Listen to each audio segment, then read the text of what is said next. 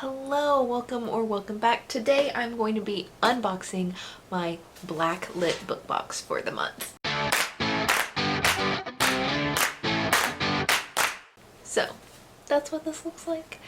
I really like this. This is probably one of the prettiest boxes I get. And I don't remember any of the information about this. Okay, the BlackLit book box is a box that comes with one or more books by an author of color. There are 3 to 5 products from a Black-owned business or from Black-owned businesses, and some writing prompts. This is $39.99 USD per month, and let's see what's in this box. I honestly don't remember what I got in last month's box, and this is technically July's box, but they had some shipment problems with it. UPS or USPS was saying that my address doesn't exist, and it definitely exists, and so they ended up having to send this via FedEx. But I have it now. Let's open it up and see what I've got in here. As always, you guys get first peek. And there we go. So the first thing on top is like a little pamphlet. The next thing we have in here is a t-shirt, and this says, "Books are a form of political actions. Our knowledge, our reflection can change your mind," by Toni Morrison. Pretty cool. I like it. The next thing in here is a face mask that says, "Read books by Black women." Pretty decent face mask, if I do say so myself. And it smells like cinnamon. The next thing in here is a snack. It's Caribbean Delight Vegan Granola Snack. Let's find out what it tastes like, why don't we? You just get little pieces of granola. It's a little bit dry, and it tastes like the honey oat, like crunchy bars that just like fall apart everywhere. I don't even remember what those are called, but it just tastes like oats and honey. Next up I got sticky notes. It says urgent.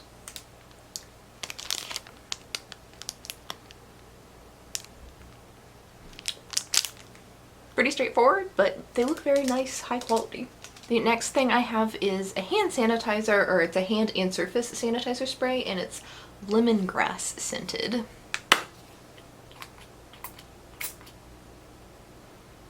It smells pretty good. I like it. The next thing I have in here is Curl's Passion Fruit Curl Control Paste.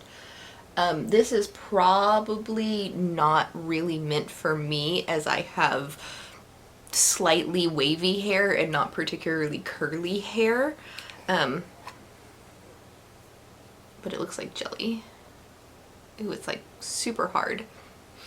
And it smells really good. But yeah, this is probably not something for me, but it's a very interesting, cool thing to get in a box.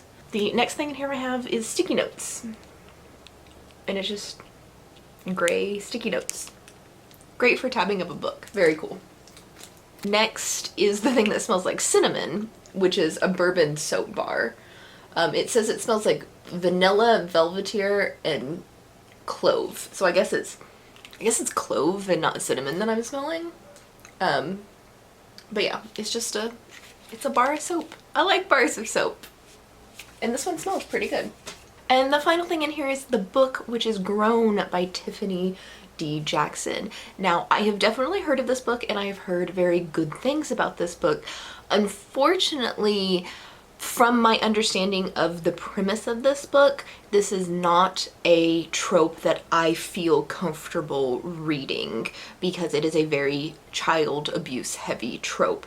This is basically a young girl is trying to break into the music business, and she is groomed by a famous musician, like R&B star, rapper, something like that, and she is sexually taken advantage of in her ignorance and the fact that she thinks this is what she has to do to become a famous musician.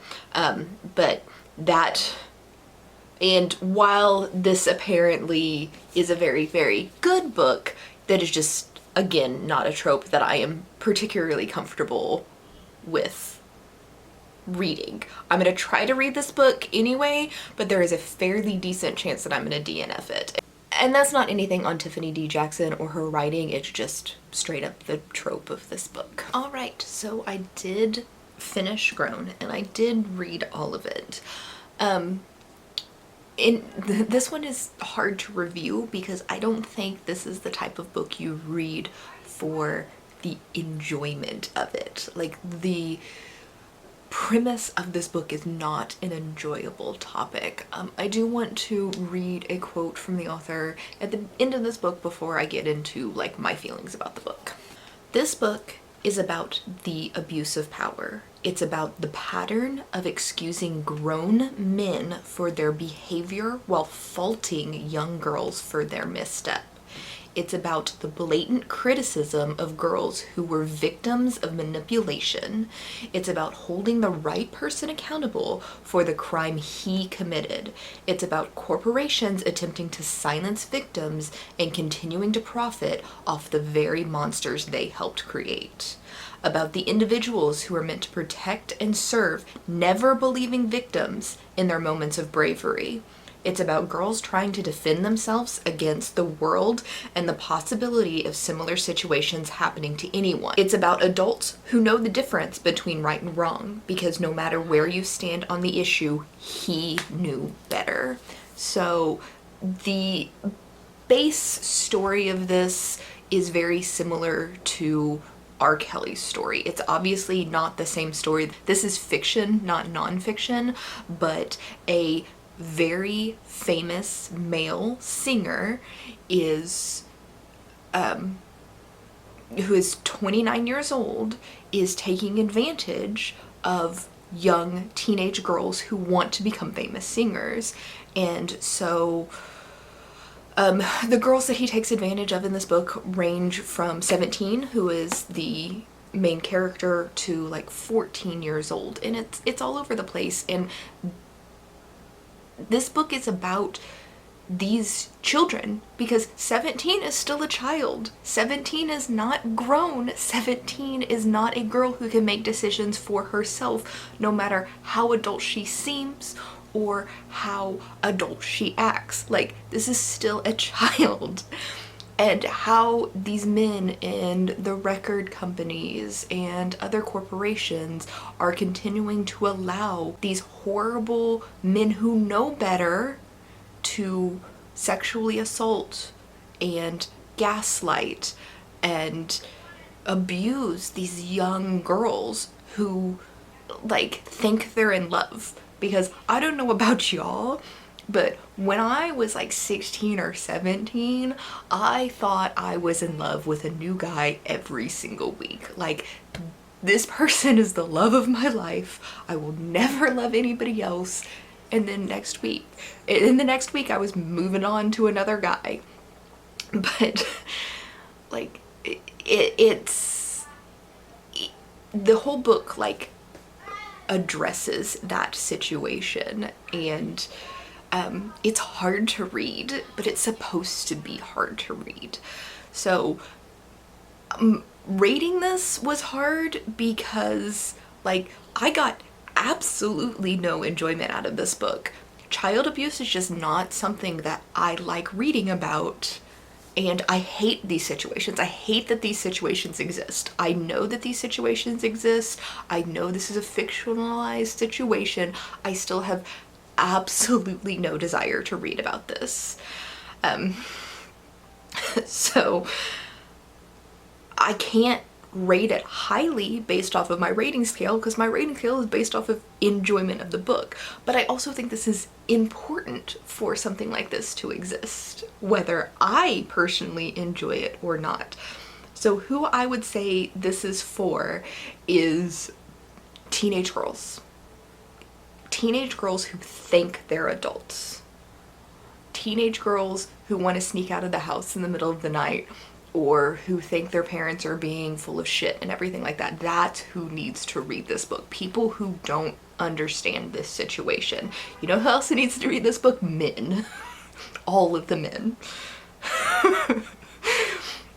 But yeah. Me? Did I need to read this book? No. I didn't enjoy any of my time reading this book. Though Tiffany D. Jackson is a fantastic writer. Like, this was well written and emotionally moving and completely disgusting and did such a great job of getting the point across, but there was nothing about this at all that was enjoyable to me. So I'm very torn on this, and I'm just gonna stick it at 3 stars, because as far as like enjoyment, this is like a 1 star, but as far as like good, intelligent conversations and like content, this is like a 5 star. So we're just gonna even it out, stick it at a 3, and I never want to read something like this again. It makes me sad. So that's everything in the box. That's a really, really, really nice box this month, and for the value, all of the stuff in here is really amazing. Let me know what you think about this box down in the comments below, and I'll catch you in the next video.